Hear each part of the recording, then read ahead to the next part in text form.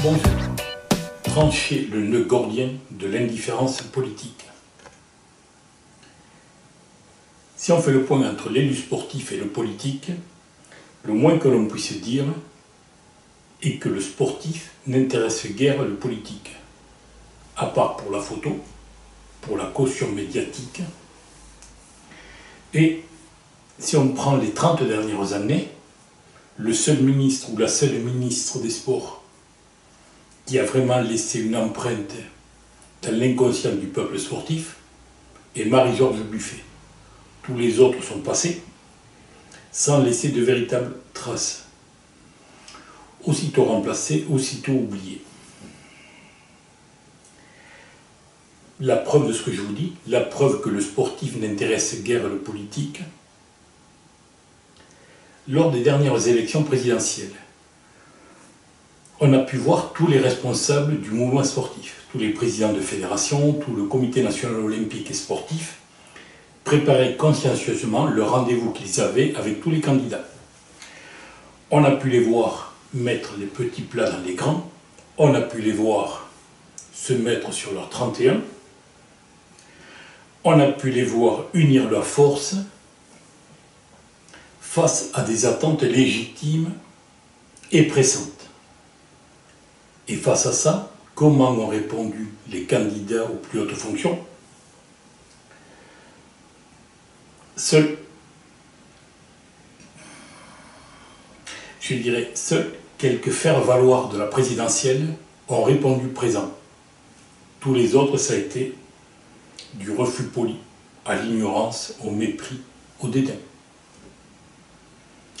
Bref, un véritable camouflet. Je peux vous dire que j'ai pleuré de rage pour le peuple sportif et que mon cœur s'est insurgé. Ça suffit. Basta. On arrête toutes ces conneries et ce mépris. Nous allons relever le gant. On va se battre. Coubertin disait ici, le déshonneur ne consisterait pas à être battu, mais à ne pas se battre. Donc nous allons nous battre. Et on va se battre en étant nous-mêmes, en étant des sportifs. C'est-à-dire que l'attaque de face est la première des qualités sportives. Loyalement, face à face, on va attaquer. Et on va le faire en utilisant ce que nous savons faire.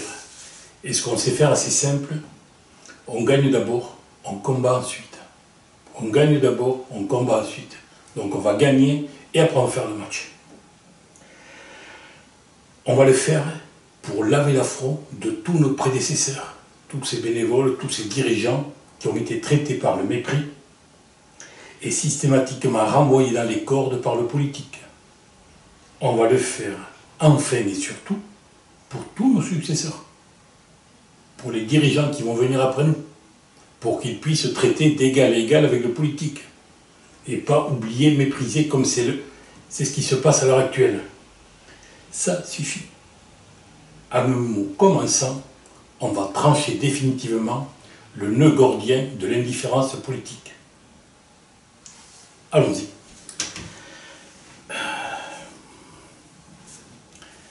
On va commencer par le rêve de tout politique.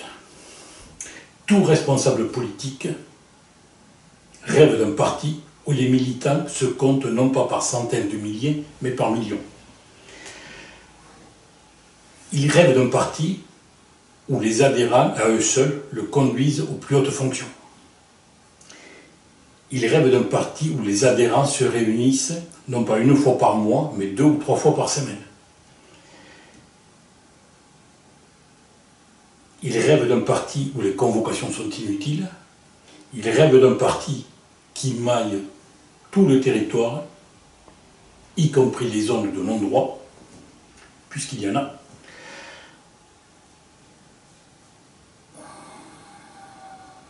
Il rêve d'un parti où tous les adhérents et les sympathisants parlent le même langage et que les décisions, une fois discutées, votées et approuvées, sont appliquées systématiquement. Il rêve enfin d'un parti où les sans-grades ne rechignent pas à la tâche au tractage ou à coller des affiches. Il n'y a pas de souci, on distribue. Il rêve de ça. Et il rêve enfin d'un parti où tous les adhérents passionnés paient de leur personne. C'est fabuleux, non? Ça, c'est votre rêve, messieurs les politiques. Si vous permettez que je vous pose une question, qu'est-ce qu'il est plus facile? De réunir tous ces ingrédients ou simplement de créer une association et de créer juridiquement un parti politique? Parce que nous, les sportifs, naturellement, tous ces ingrédients, nous les avons. Notre nombre, nous sommes 16 millions. 16 millions, je dirais d'encartés, pour reprendre votre expression. Chez nous, on dit des licenciés. Et nous sommes tous, les 16 millions, clairement identifiés, localisés sur tout le territoire. Nos réunions, c'est tout simple, hein. Les entraînements, les compétitions où la parole circule. Et en même temps, la parole circule 2-3 fois par semaine. Nos lieux, les vestiaires.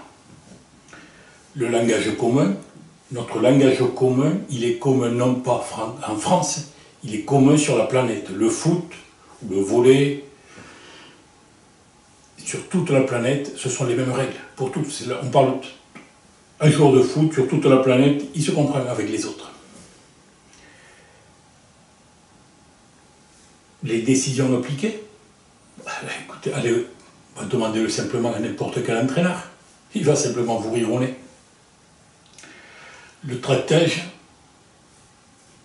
tous les dimanches, pour la plus petite manifestation sportive, combien on colle d'affiches dans les cafés voisins, dans les épiceries, combien on en colle? Alors une de plus, une de moins, vous savez, arrive là. Pour nous, les ingrédients qui pour vous sont impossibles sont là naturellement. Alors, pour ce qui est d'une simple création d'association, on peut vous dire c'est de la rigolade. Déjà, il y a 50 ans, un ancien président du Comité national olympique et sportif, Nelson Payou, disait que le mouvement sportif était le premier parti politique de France. Déjà, il y a une trentaine d'années, à l'initiative de Joël Bouzou et de quelques personnalités, dont votre serviteur, le premier parti politique des sportifs a été créé, un rassemblement par le sport. Déjà, il y a 20 ans, Jean-Luc Rouget se lançait dans des élections municipales et législatives sous l'étiquette sport. Mais tous ces embryons ont été mornés. Ils n'étaient pas viables. Malgré le fait que tous les ingrédients soient là, malgré la qualité et la bonne volonté des acteurs. C'était pas viable. Pour une seule raison. C'est que la création d'un parti politique des sportifs, les Bleus, est une fausse bonne idée. A priori, c'est tentant, mais c'est une fausse bonne idée de créer les Bleus. Pourquoi? Pour plusieurs raisons. D'abord, les valeurs sont diamétralement opposées. En sport, un joueur se sacrifie pour l'équipe. En politique, le joueur se sert de son équipe. 2. Les lois non dites de chacun des milieux, du milieu politique et du milieu du sport, sont radicalement incompatibles. Autre point, confusément, le peuple sportif sent que se mettre en politique, c'est perdre notre âme. Inconsciemment, il le sent. Enfin, le sport dépasse tous les clivages politiques. Il appartient à tous et à aucun. C'est un peu comme l'écologie. C'est un besoin. Il faut s'en occuper, mais tout le monde doit et peut s'en occuper. Si la création d'un parti politique est une fausse bonne idée, alors, comment Comment faire pour être entendu, écouté, compris dans nos légitimes aspirations? Comment se mettre définitivement en position de force? Comment trancher une bonne fois pour toutes le nœud gordien de l'indifférence politique? La réponse, claire, nette et précise, vous l'avez dans la prochaine vidéo. Et juste pour vous faire saliver, je vais vous donner le titre. Échec et mat à l'indifférence politique. Je vous remercie.